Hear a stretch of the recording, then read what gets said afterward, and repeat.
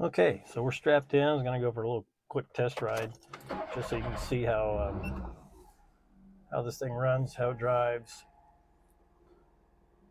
I'm not going to go too far, but just to kind of give you an idea. Um,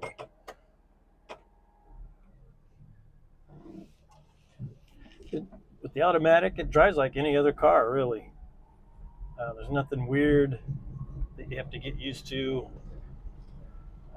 I've driven the ones with the 5-speed, and it is very weird to shift with your left hand.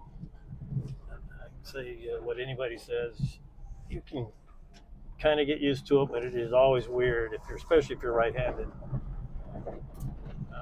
Just recently did our road here, so it is extremely loud, the rocks and stuff.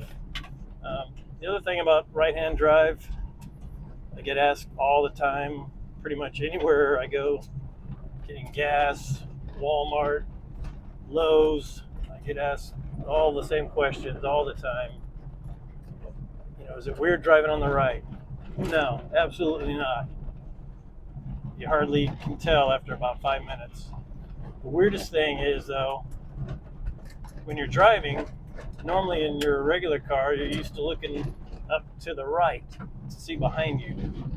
Well, when you're driving in the right hand, you have to look up to the left to see the rearview mirror. That does take some getting used to. Also, your outside mirrors, everything's flip-flop, so that takes a little time. And the one that still catches me every now and then is the turn signals, which are on the right side. If I'm in a hurry or I do a quick turn, I always flip the wipers on by accident. Very common problem. So that's the most weird things you have to deal with.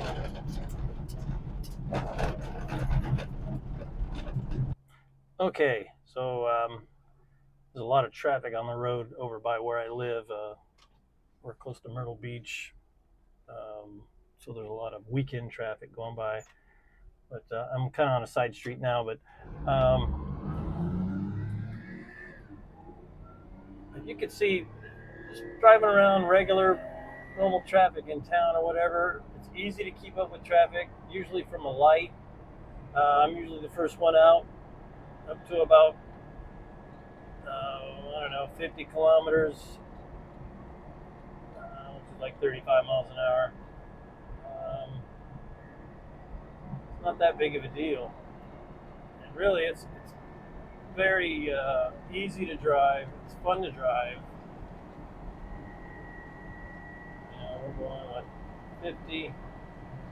This is its optimum cruising speed, I say. There's a couple sections that when I'm on my way to work, that are 50 mile an hour areas, and I'll drive 55, and it'll do 55 without any hesitation,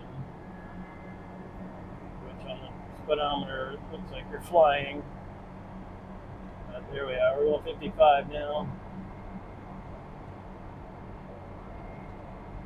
And very stable.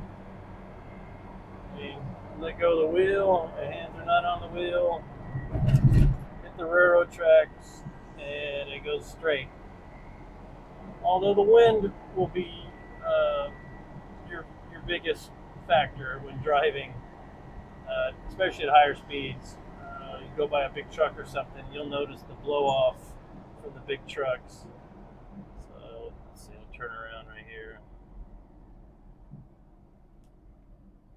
Because I can see there's no one behind me.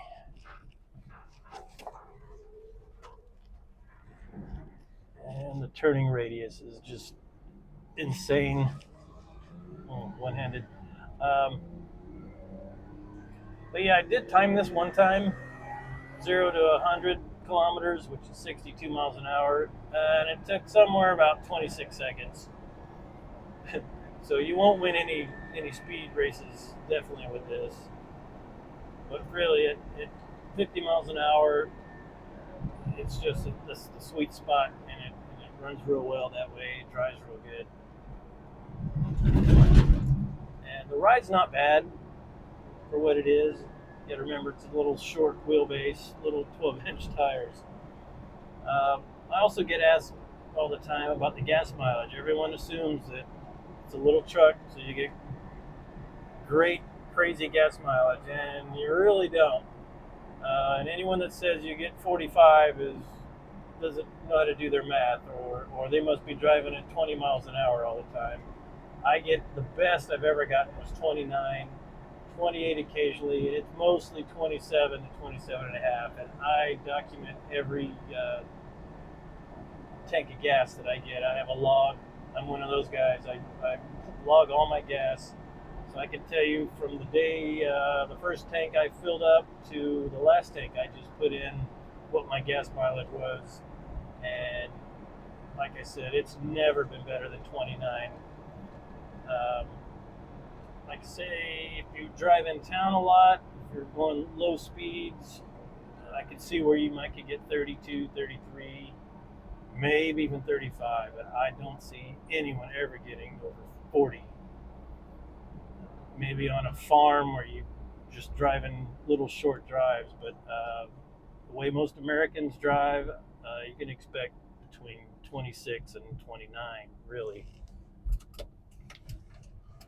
All right.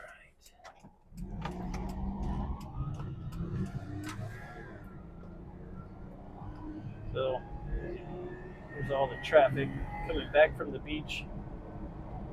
But it really is fun to drive. I enjoy driving it.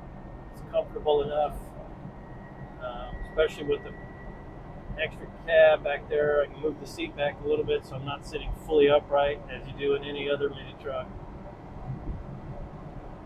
And it handles pretty decent.